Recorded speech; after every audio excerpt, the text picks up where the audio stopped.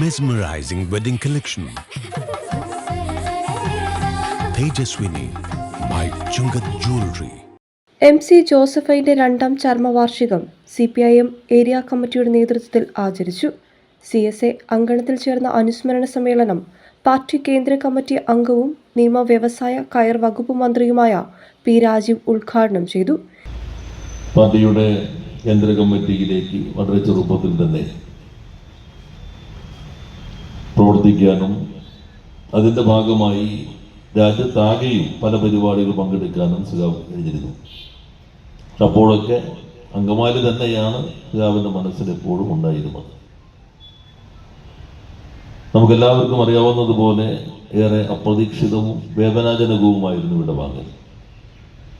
ഒരു പാർട്ടി സുഖാവിനെ സംബന്ധിച്ച് ഏറ്റവും വലിയ ഒരു വേദിയിൽ വെച്ച് പെട്ടെന്ന് നമ്മളിൽ നിന്ന് വിട്ടുപിരിയുകയാണ്.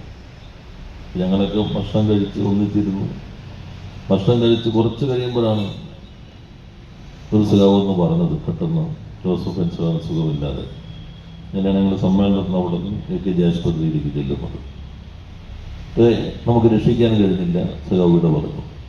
ജില്ലാ സെക്രട്ടേറിയറ്റ് അംഗം MP പത്രോസ് അധ്യക്ഷത വഹിച്ചു.